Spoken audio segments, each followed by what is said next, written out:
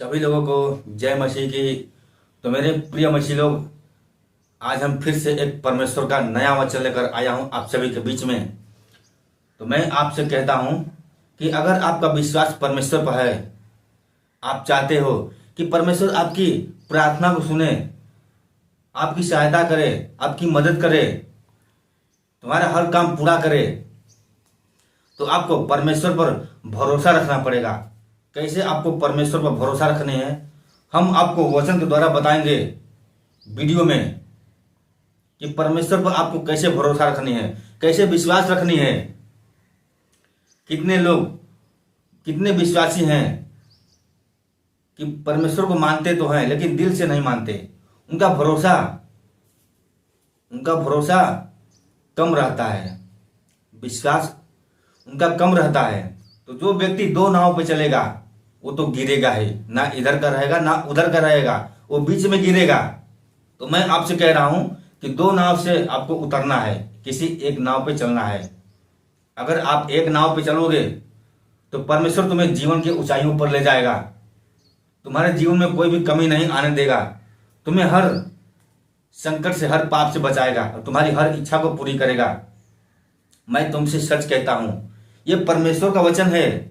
आप इसको हल्के में मत लेना, मजाक में मत लेना कभी भी। तो चलिए मैं आपको परमेश्वर का वचन बताने जा रहा हूं, जो कि यहाँ पे लिखा हुआ है, परमेश्वर पर भरोसा।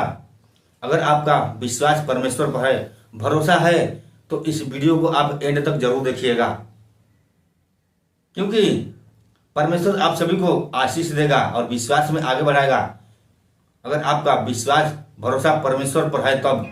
तो चलिए हम आपको वचन बताने जा रहे हैं। वचन को आप पूरे ध्यान से सुनिएगा और पसंद आएगा तो एक लाइक जरूर कर देना और कमेंट में आमीन भी लिखना। अगर आप हमारे चैनल पर पहली बार आए हैं तो हमारे एक्टिव परमेश्वर चैनल को भी सब्सक्राइब जरूर कर लेना, ताकि आने वाली हर वीडियो सबसे पहले आपको मिले। तो यहाँ पे लिखा हुआ है, मेरा भरोसा परमेश्वर पर है। मेरा भरोसा परमेश्वर पर है। क्या आपका भरोसा यहोवा परमेश्वर पर है? अगर है तो कमेंट जरूर करना। तुम कैसे मेरे प्राण से कह सकते हो, तुम कैसे मेरे प्राण से कह सकते हो, पक्षी के समान अपने पहाड़ पर उड़ जा। पक्षी के समान अपने पहाड़ पर उड़ जा, क्योंकि देखो दुष्ट अपने धनुष चढ़ाते हैं।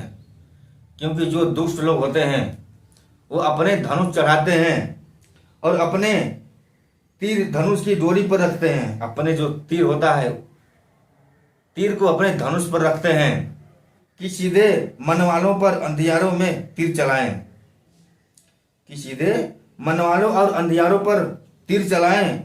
यदि नींवें ढा दी जाए, यदि नींवें ढा दी जाए तो धर्मी क्या कर सकता है? यदि नींव ढा दी जाए तो धर्मी क्या कर सकता है? कुछ कर सकता है। परमेश्वर अपने पवित्र भवन में है। परमेश्वर अपने पवित्र भवन में है। जो यहोवा का भवन है, पवित्र में है, क्योंकि स्वर्ग का राज यहोवा परमेश्वर है और कोई नहीं है। उसकी आंखें मनुष्य की संतान को नित देखती रहती है। परमेश्वर का जो आंख है अपने संतान को वो हर रोज देखती रहती है कि वो क्या कर रहा है, क्या नहीं कर रहा है। परमेश्वर का नजर आपके ऊपर रहता है। तो आप कोई भी काम करें तो सोच समझ कर करें, कोई भी गलत काम ना करें। आप व्यभिचार नहीं करनी है, पाप नहीं करनी है, ये सब परमेश्वर के खिलाफ है। अगर आपका विश्वास परमेश्वर के ऊपर है तो आपको परमेश्वर के खिलाफ कोई भी काम नहीं करनी है। परमेश्वर के विरुद्ध आपको नहीं जाना है। परमेश्वर के वचन के अनुसार आपको चलना है। तभी यहोवा परमेश्वर तुम्हारी प्रार्थना को सुनेगा और तुम्हारा भरोसा यहोवा परमेश्वर पर बना रहेगा तब। और आगे देखिए वचन में, यहोवा धर्मी को परखता है। यहोवा धर्मी को परखता है। यहोवा परमेश्वर यानी कि जो धर्मी होता है उसको परखता है कि इंसान धर्मी है या अधर्मी है, परमेश्वर के लायक है या नहीं है। क्या आप धर्मी हो? परमेश्वर के लायक हो आप? अगर आप परमेश्वर के लायक हो, आप धर्मी हो, तो आपको वचन के विरुद्ध नहीं जाना है। परमेश्वर के वचन के अनुसार आप चलिए। आपको धर्मी बनना है। परमेश्वर ऐसे लोगों को ही चुनता है जो परमेश्वर के लायक होता है, जो परमेश्वर की बातें मानता है। परंतु वह उनसे जो दुष्ट हैं और उपद्रव से प्रीति रखते हैं, अपनी आत्मा में घृणा करता है। परंतु जो मनुष्य दुष्ट होते हैं, जो उपद्रव करते हैं, परमेश्वर उससे घृणा करता है, नफरत करता है, उसकी प्रार्थना को कभी भी नहीं सुनेगा। अगर आप ऐसा करते हो, वह दुष्टों पर फंदे बरसाएगा। परमेश्वर जो दुष्ट लोग होते हैं, जिनके अंदर दुष्ट आत्मा है, जिनके अंदर शैतान है, उनके ऊपर परमेश्वर अपना फंदा बरसाएगा। क्या आपके अंदर शैतान है, आपके अंदर पाप है, घमंड है, तो आप प्रार्थना करो यहोवा परमेश्वर से।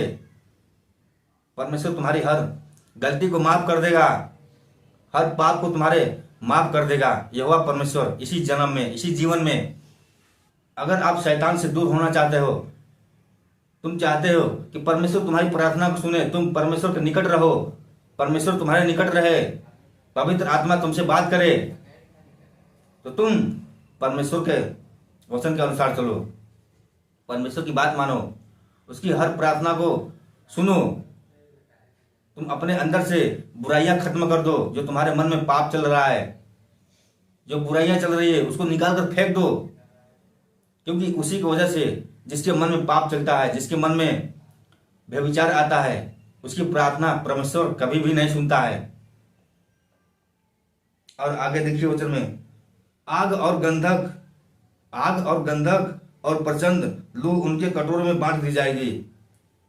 आग और गंधक जो परमेश्वर के खिलाफ है, जो परमेश्वर की बातें नहीं मानता है, जो व्यभिचार करता है, वह परमेश्वर उसके कटोरे में आग गंधक बांटेगा, लहू बांटेगा, क्योंकि वो परमेश्वर की बात नहीं मानते हैं, परमेश्वर के विरुद्ध हैं। यही कारण है कि शैतान आज लोगों को मार रहा है। शैतान लोगों को रोज मार रहा है, उनके अंदर पाप डाल रहा है, उनके अंदर शैतान डाल रहा है, जो लोग अंधविश्वास में जी रहे हैं। और आगे देखिए, क्योंकि यहोवा धर्मी है, वह धर्म ही के कामों से प्रसन्न रहता है। यहोवा धर्मी है, वह धर्म के कामों से प्रसन्न रहता है। तो अगर आप भी धर्मी हैं, तो परमेश्वर तुम्हारे धर्म से प्रसन्न रहेगा, क्योंकि धर्मी जन उनका दर्शन पाएंगे परमेश्वर का। जो धर्मी होंगे, परमेश्वर से बातें करेंगे, परमेश्वर के करीब रहेंगे, परमेश्वर के दर्शन पाएंगे। परमेश्वर उनकी हर प्रार्थना को पूरी करेगा, हर इच्छा पूरी करेगा, हर मनोकामना पूरी करेगा। तुम्हारे जीवन में कोई भी कमी नहीं होने देगा। तो आप धर्मी बनिए। धर्मी बनोगे तभी परमेश्वर तुम्हारी प्रार्थना को सुनेगा और तुम्हें विश्वास में आगे बढ़ाएगा। आपका विश्वास परमेश्वर पर अटल होनी चाहिए। अपना भरोसा कभी भी मत तोड़ना। भरोसा अगर तोड़ोगे तो जैसे मैंने आपको बताया कि आपको दो नाव पे नहीं चलनी है, एक नाव पे चलनी है। अगर दो नाव पे चलोगे तो गिर जाओगे, तुम्हें कोई भी बचाने वाला नहीं आएगा। आपको इस संसार के लोगों से दूर होना है। आप धर्मी बनिए, परमेश्वर का वचन सुनिए, प्रार्थना कीजिए। तो जैसा मैंने आपको बताया वचन के द्वारा कि अपना भरोसा परमेश्वर के ऊपर अटूट रखना, अंधविश्वासों की तरह आपको नहीं रहना है। तो चलिए बस आज के लिए इतना ही। अगर परमेश्वर का वचन आपको अच्छा लगा तो वीडियो को लाइक जरूर कर देना। और देखिए गर्मी भी बहुत हो रही है, क्योंकि मैं पसीना से भीज गया, क्योंकि मैं भी एक परमेश्वर का दास हूं, तो मैं भी कष्ट सहूंगा परमेश्वर में आगे बढ़ने के लिए। चलिए मिलते हैं फिर अगले दिन कोई परमेश्वर का नया वचन लेकर। तब तक के लिए सभी को जय मसीह की।